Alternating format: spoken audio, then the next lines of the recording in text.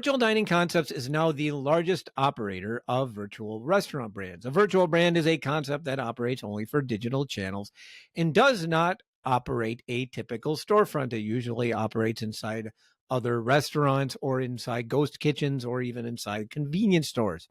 Virtual brands were all the rage during the pandemic as delivery became paramount, but for various reasons, they have slowed coming out of it.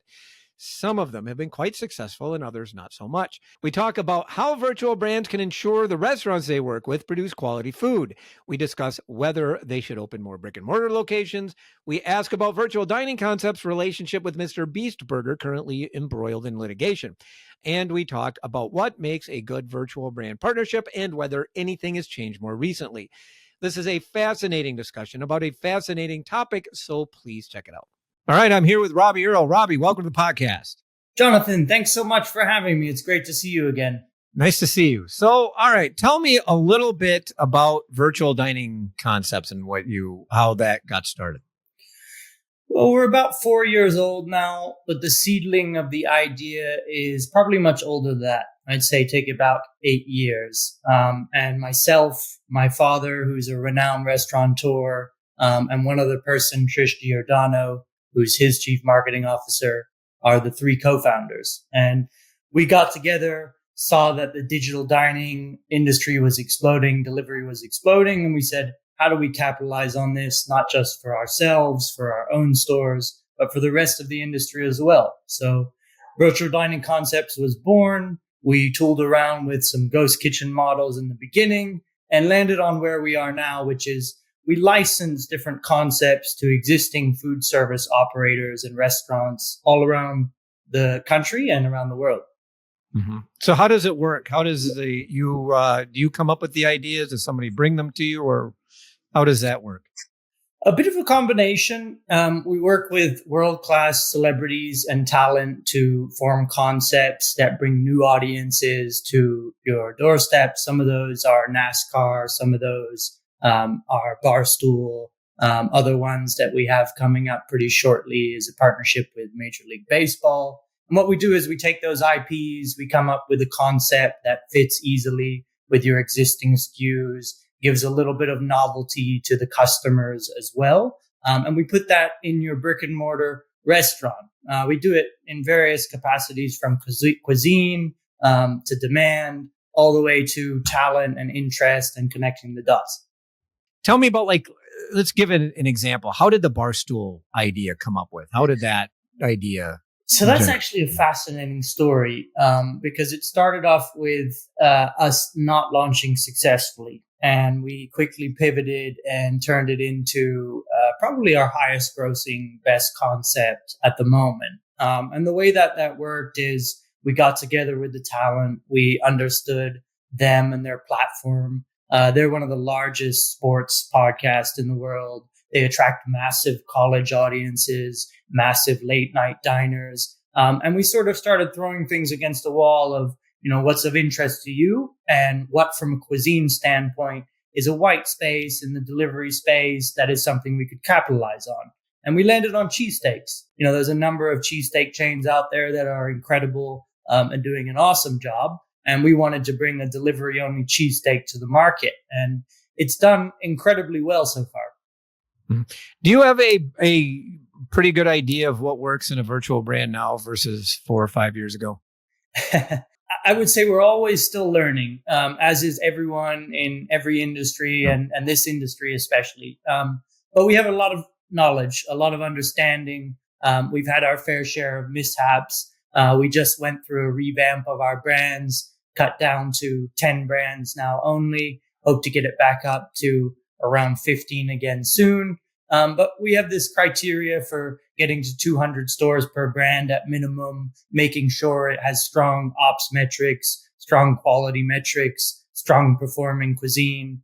So we definitely learned a lot. We paid our dues and our fair share early on. Mm-hmm. Now, is there a certain type of celebrity that or brand that works better in a virtual concept than others? Because you've had individuals, but you've had organizations and stuff like that. Yeah, I would say engaged and active, and just overall blending it into their DNA of what they do is what makes for the best partnership. What we do is no different. To give you a reference to what Krispy Kreme is doing with McDonald's, or what GoTo Foods is doing with a Wendy's and a Subway, and there's a lot of similarities there in terms of the model. Of course, I wish we were doing it from the food manufacturing capacity. We tried that, it failed miserably, but we would love to get back into it again. So there's a lot of similarities there between what we're doing here. Mm-hmm. Do you only go into existing restaurants? Do you only work with existing restaurant operators, or do you do the ghost kitchen thing? We work with ghost kitchens as well.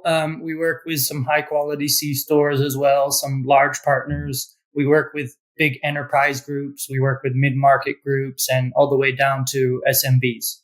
Mm-hmm. Why did you cut back on the number of virtual brands? What was what was behind that decision?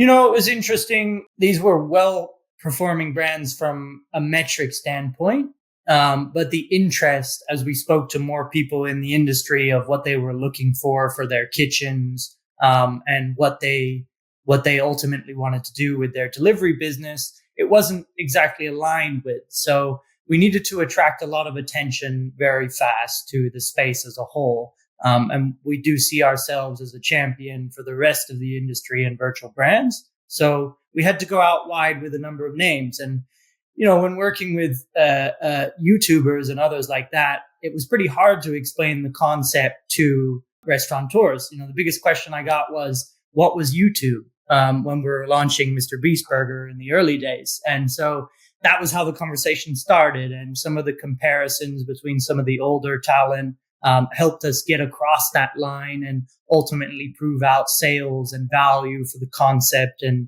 the industry as a whole. Why should I'm going to stop that question for a second, because you said something that still, you mean to tell me that some people you were talking to did not know, because you only started this 4 years ago, you're saying 4 or 5, and some people did not know what YouTube was?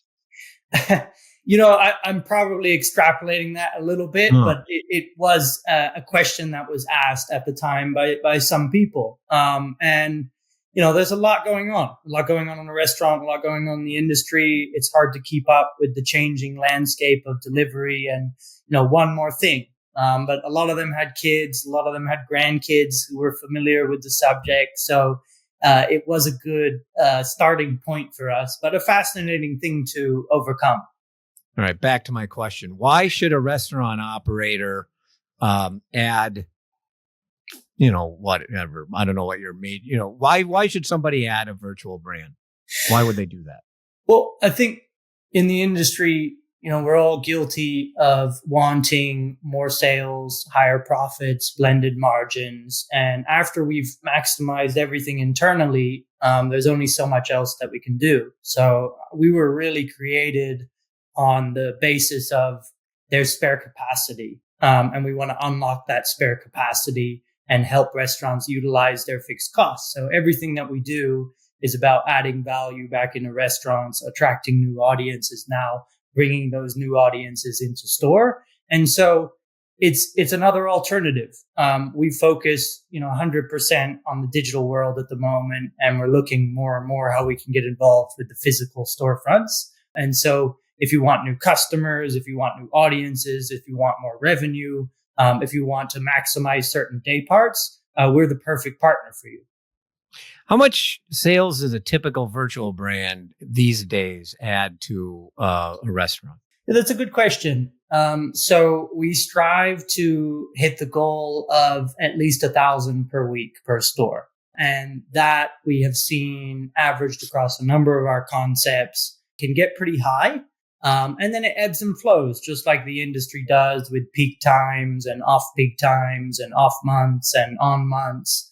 And the way that we've really, doubled that almost overnight is by moving more into the omni-channel world. So we just launched a concept called Man vs. Fries, which we acquired.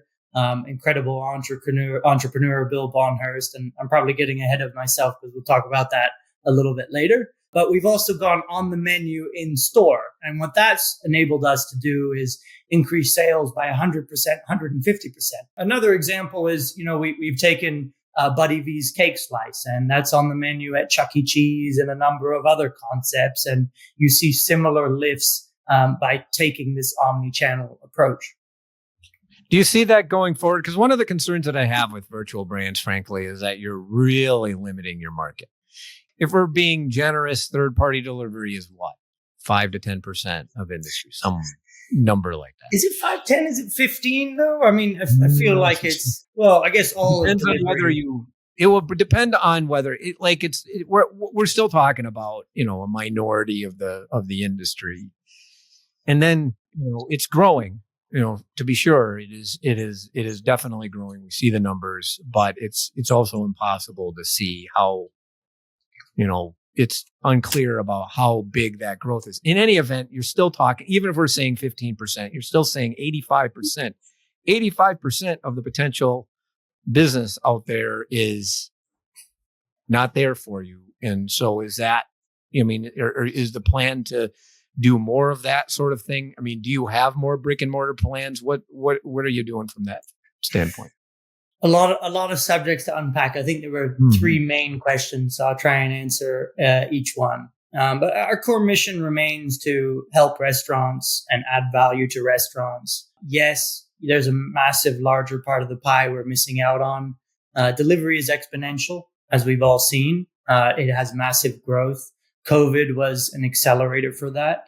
And the trend is really convenience. So you're betting for or against convenience. And obviously at a certain price, it's digestible for the customer. But people keep coming for delivery and it keeps going up and to the right. And so whenever something new comes that fast, especially in our industry, you've got to understand it first. And then you got to understand how to maximize, and you got to project where it's going and where it's going to continue to head to. So, we're very much betting on the future, and we're helping you capitalize on this trend early so that you're perfectly positioned. So in a few years, maybe less, when it becomes increasingly more important in your earnings calls, this is something that you can speak to, how you were early on the trend and in there. And also the revenue is very nice to have as well. I think the second part of that question was brick and mortar. So as you know, we opened a MrBeast Burger and American Dream. It did incredibly well. It did somewhere in the ballpark of 8 million in its first year, with a significant profit at the bottom line. And that was good validation. We saw about a 15 to 20% lift in the digital sales when we launched that at the time. Obviously, we have our challenges there, and there's public information about that now. We are looking at taking some of the other concepts into the realm of the physical world to both help amplify the portfolio, and also give it a content sounding board for some of our larger creators and groups and brands that have now reached the 1,000 mark and are ready for that strategic positioning. And there was a third part, but I think I might have forgotten it. So if you could just remind me. No, it was really that second question that I was really interested in. But like why not say take Barstool, like Barstool? You're saying Barstool is the best one. Why not say, all right, we're going to start. You guys know how to run brick and mortar restaurants. You've got a long history of doing that. So why not just start operating, say, you Barstool Sports, but whatever, and do it over here, with a limited menu, because that's kind of where consumers are going, or a few flagship locations or something along those lines, like you did with the MrBeast Burger. Why not do something like that? I will say that we have some plans in the work to do that, but they're very much complementary to everything that we do this side. If you look at taking a existing brick and mortar and then taking it digitally only, Chick-fil-A being the best example, it does incredible numbers in a ghost kitchen format. Starbucks, Taco Bell, others like that do really well. So, I wouldn't rule it out. I would say we will do it strategically. And we have looked at doing it in a number of places, and it only helps to amplify everything that we're doing across the board. I think, Jonathan, one of the things, we've always tried to, push forward is this network of restaurants. And how do we connect the dots? How do we achieve network effects and create this massive success for the industry? We're pretty large now. We've added over 300 million to restaurants around the world. We've got about 4,100 storefronts at the moment. It was higher. We've had some significant headwinds, as I'm sure you've seen, everything across the board. But we're still very committed to this mission. We built systems, we reformatted a number of things, and we've got a couple of exciting announcements coming up that are going to hopefully revolutionize a number of the things that we're doing. Mm-hmm. I've always felt that the potential, the real potential for virtual brands isn't necessarily in the virtual brand itself, but in the ability to establish a brand name with relatively little upfront capital costs. Like any restaurant, the problem with the restaurant industry is in establishing a brand name. You have to spend a lot of money to get that thing off the ground. Whereas with a virtual brand, you can do it with relatively little capital costs. If you get a really good brand name, you can expand relatively quickly, and then establish the brand name, and then move. And then with the potential to me would be where you could move potentially into a brick and mortar location. So like that, of course, requires the move into a brick and mortar location. It's definitely one angle. I would say it's not the angle that we've looked at the most. And it was something the early ghost kitchen providers were a proponent of. Hey, set up shop, cheaper, easier, test your concept. Not 100% true because the economics don't make sense on it. It is a good way to test and learn. It is a good way to get feedback, but it's also a good way to attract audiences. I suppose, for us, we've been more focused on something that's for the rest of the industry than just for ourselves. It's a very obvious direction we could go. Everything brick and mortar tomorrow, franchising, work with the best in the industry. And for us, we're about adding extra revenue, adding extra profit to these restaurants, and just being a mastermind of this new and growing delivery industry and helping restaurants navigate it with the tools and the brands that we built. Mm-hmm. All right. Well, all I do is think all day about investment costs and things of that nature. But I want to. So you brought it up. No, you did end up in a legal dispute with MrBeast Burger. Where is that at? Yeah. I can't say much about that at this point in time. There's a lot protected by the court. Our statement. We made a statement that's very public that you can read our side to it. There's obviously more to it, and it'll come out, I'm sure. I don't know if the transcripts are made public, but at some point they will be, I guess. I can talk around subjects that are loosely related, but more related to virtual. I could talk about the quality of virtual brands. I could talk about just where we're going and the struggles that we face. There's obviously been irreparable, massive harm caused by it. We're charging forward in different capacities, trying to fight a number of things now. So there's two topics that I wanted to ask, sort of related, just generally speaking. Now, one of the concerns about virtual brands is a lot of these have been tied to a single person.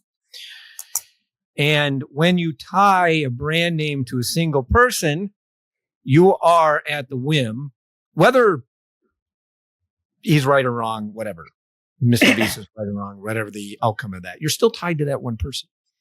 And I can tell you there have been a handful of examples in recent years now that have happened to brick and mortar restaurant chains that have had millions upon millions, maybe even billions in some cases, of value destroyed because of something happening with a single person.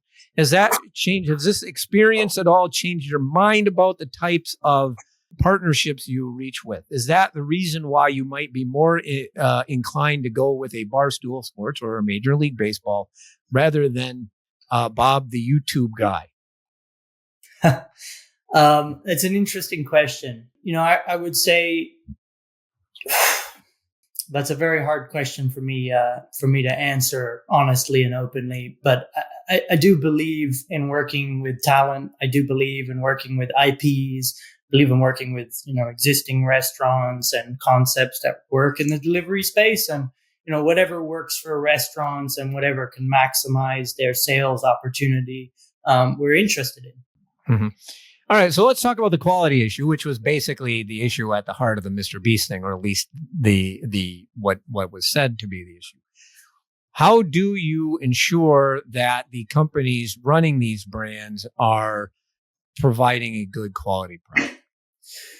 Well, I think virtual brand quality as a whole. There is two issues at the moment that is driven by a small amount of consumers. Issue number one is transparency. Where is my food coming from? It's coming from there. Is it coming from a restaurant? They feel tricked a little bit, some small minority, and sometimes it's easy to tack onto that minority. And that's really creating issue number two of, if I don't know where it's coming from, how can I ensure the quality of it? Statistically speaking, our quality is very high. I mean, just to give you some, statistics for the first 90 days in 2024, the median rating has been 4.2 for all of our brands, all of our stores across the board. 4 to 5 star ratings have made up of 82% in the 90 days that I'm talking about. And then also, 230, 300,000 5-star reviews that have come in those 90 days. So a little bit of snippets of information for you. And, we're getting, even better at measuring this and coaching it up. So there's a number of different defenses for it. I would say that it's just evolved and taken on its own life. I would say even before all of the noise, we were at the upper echelon of virtual brands. But virtual brands also have a headwind. As you know from the numbers I shared with you, that's less sales than your brick and mortar, and that's all delivery. So you're also getting none of the benefits of the scale that those those brick and mortar concepts have. And there's an interesting statistic, 80% of your delivery customers are already your customers. So we're also at that deficit there. And then you take into account reviews. And so most of them come on the third-party platforms, and most of them are of a high quality. And, very, very few, less than 1%, are on platforms like Yelp or Google. And so, it creates this difficult position for us to talk through with people. But we do have very high standards. We have high standards for vetting stores, and we also have high standards for keeping them on the platform, for coaching them up. If you're a good restaurant operator, you're most likely a good virtual brand operator. These are easier to do than your brick and mortar. They require less SKUs, less complexity, easier builds, and they're also built for delivery. So they sit longer. They hold better than something else. So that's one of our specialties on it.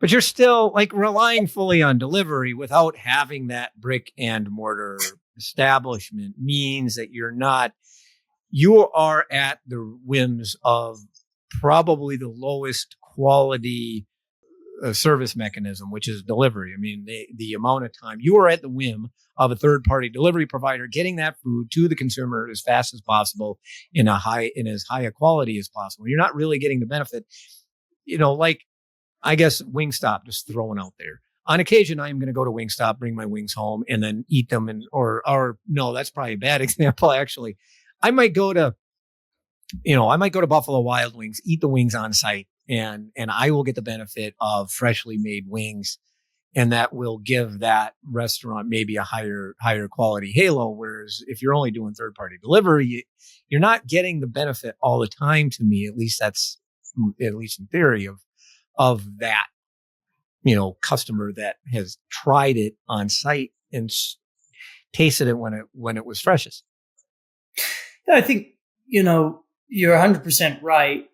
These problems are not unique to us. They're faced across the industry. We try and get better and better at it. It is a segment that the customer is interested in, so you have to pay attention to it.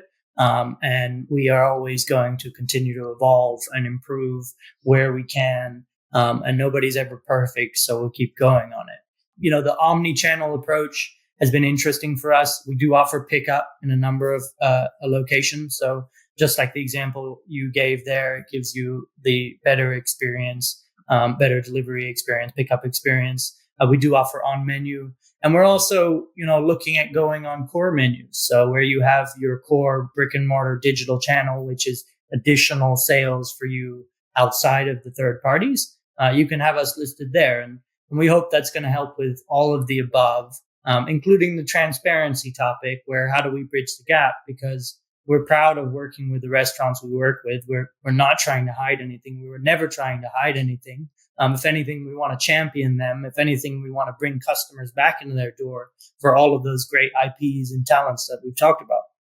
Do you monitor the restaurants or keep tabs with them on them? Absolutely. So, we built our own internal system through API access for the DSPs, and we pull all of that data in. We built a coaching system where we coach them up, sends us reports, talks to each location. It's different for each group. Obviously, the enterprise groups we work with, that's another added layer of protection. And so we built pretty robust policies and product that helps inform that conversation. Also, your better quality and your higher ratings, you get more sales. So there's that incentive structure for the partners as well. Yeah. One thing I'll say about third-party delivery, by the way, is that it has been more successful and has lasted longer than I would have thought, given the cost and the profitability of them. I mean, there is definitely a market of people willing to overpay for their food just to have it delivered. So convenience matters to people. There's definitely. Absolutely. And, I strongly believe if enough people believe in something over long enough period of time, it very much becomes something, and it becomes a standard and becomes a sticking point. Yeah. Full disclosure, I am not a delivery customer, but that's only because I'm a control freak and I'm cheap. So I did also want to ask the other concern, the last concern that I really have about virtual brands is to me that if I'm a restaurant operator, that virtual brand is secondary. And what I mean is like this, it's extra revenue.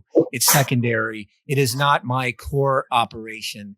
And if I decide to focus on my core operation, we have seen some restaurants do this.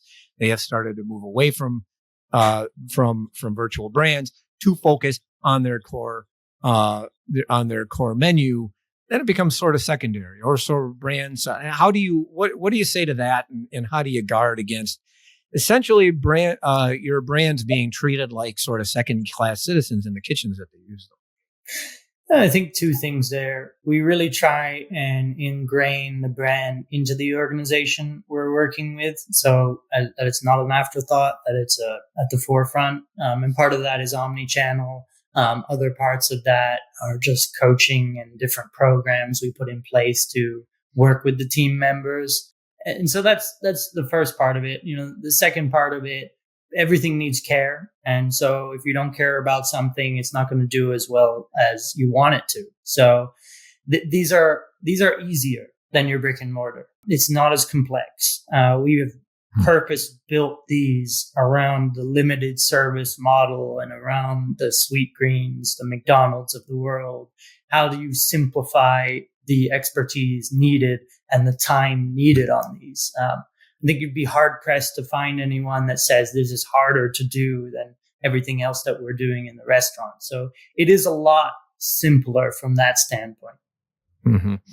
Last question. Do you have any thoughts on the ghost kitchen business? I know and just for people's understanding, ghost kitchen is a completely different thing than virtual brand. I think it's interesting. I think that, that there's two probably large players now that are focusing on it. You've got Mark Lohr and Wonder. You got Travis Kalanick on Cloud Kitchens. And, they're both kind of attacking a similar problem, similar question that I think Munchery was the first ever, if you remember that one, way back when, to try and tackle it. And they were before their time. And they were trying to innovate everything from, fully verticalizing the process from the food manufacturing, pushing food further, faster than ever forward. I think there's been a lot of failures and a few successes. And that's what happens with any innovation cycle, including virtual brands and, competitors that we had. And we're sort of alone in the market now. which is good and bad. So I think you'll continue to see that ebb and flow until somebody finds a right market fit. You've seen wild success cases like a Chick-fil-A going into a ghost kitchen model and hitting the same numbers. And then you've seen some things that don't work out. So it'll be interesting to see how it all shakes out and evolve. We're all focused on the future of food. I think where we differentiate ourselves slightly is, we're focused on the future of food for every restaurant chain. And how do we enable that? And how do we enable the network and continue to move forward together? It's a very unique industry. So, we missed Web 2 kind of, and we're in this Web 3 environment, and we're trying to digitize very fast, and delivery's coming. So I think there'll be a very unique answer to that question of, what's the future of food look like? Right. And you're promising more announcements in the coming days, weeks, whatever. We got several things. I think, several brands, several big partnerships. I think one of the things I'm most excited about is, we've been working on a new product for the past 2 or 3 years. And so, that combines all of our delivery knowledge, all of our brick and mortar knowledge into something that's useful for the whole industry. And pretty excited about that. Not quite ready to share all the details on it, but I think it's going to be a game changer and slightly differentiated and rock the boat a little bit and be a helpful tool for restaurants. All right, super. Robbie, this was great. I really appreciate you joining me this week on the podcast. Jonathan, thank you so much. I really appreciate the time, and I'll see you at some of these conferences. I'll be there. And that should do it for this week's episode of A Deeper Dive, which was edited, as always, by Spoons. Artwork by Nico Hines. You may find this and other episodes of the podcast on our website at www.restaurantbusinessonline.com/article/deeper-dive. And you may subscribe on Apple Podcasts or Spotify. I am Jonathan Mays, your host, podcast producer, and the editor-in-chief of Restaurant Business. Thank you for listening.